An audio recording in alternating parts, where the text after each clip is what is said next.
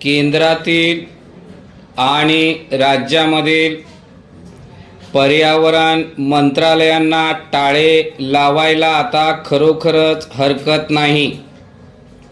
तसेही अलीकडच्या काळात निदान केंद्रात तरी मंत्रालयाकडे स्वतंत्र अधिकार उरले कुठे आहेत? सगळ्या मंत्रालयांच्या डोक्यावरच एकाच विभागाची टांगती तलवार असते, तीच सर्व मंत्रालयाकडून काम करून घेते। या मंत्रालयासंदर्भातील धोरणात्मक निर्णय हाच केंद्रीभूत विभाग घेत असतो। या विभागाचे नाव घेण्याची गरज नाही। सगळे आदेश कोणाच्या सर्वोच्च कार्यालयातून निघतात हे मंत्र्यांना, अधिकाऱ्यांना इतकेच काय, न्याय व्यवस्थेशी निगडित मंडळींनाही माहीत आहे। या विभागाच्या घटनात्मक संस्थांवर दबाव असणारच नाही असे छाती ठोकपणे सांगणे म्हणजे वास्तवापासून दूर जाणे ठरेल।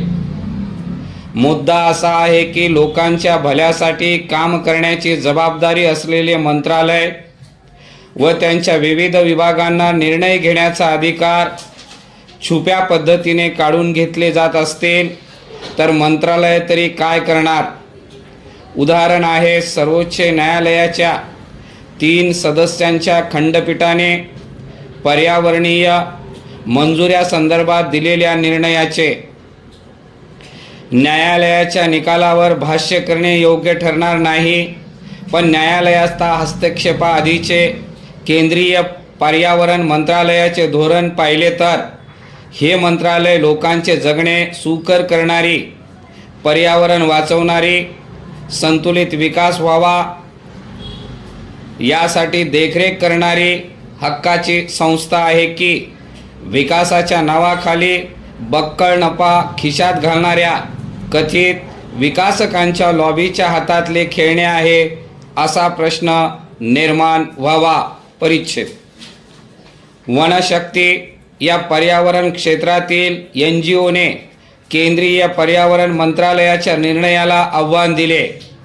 विविध प्रकारचे बांधकाम प्रकल्पांना पूर्वलक्षी प्रभावाने पर्यावरणीय मंजुऱ्या देण्याचा निर्णय घेण्यात आला होता। हे धोरण म्हणजे निर्बुद्धपणाची कमालच म्हटली पाहिजे। पण विकासाला वेग द्यायचा असल्याने आणि भारताला विकसित बनवण्याचे असल्याने असले बिनडोक निर्णय घेतले जात असतात। हे निर्णय सर्वोच्च कार्यालयातून येणार असतील तर तिथे कोणत्या प्रकारचे लोक विचार करण्यासाठी नियुक्त केले आहेत हेही समजते। हा निर्णय कायम राहिला तर प्रकल्पाच्या नावाखाली कुणीही कुठेही काहीही बांधकाम करेल। पर्यावरण रक्षणाची संकल्पना मोडीत काढत अनधिकृत प्रकल्पांचे फेवच फुटेल। मग अशा अनिर्बंधपणाला, स्वैराचाराला धर बंदच राहणार नाही हे उघड आहे। त्यासाठी फार डोके लढवण्याची गरज नाही।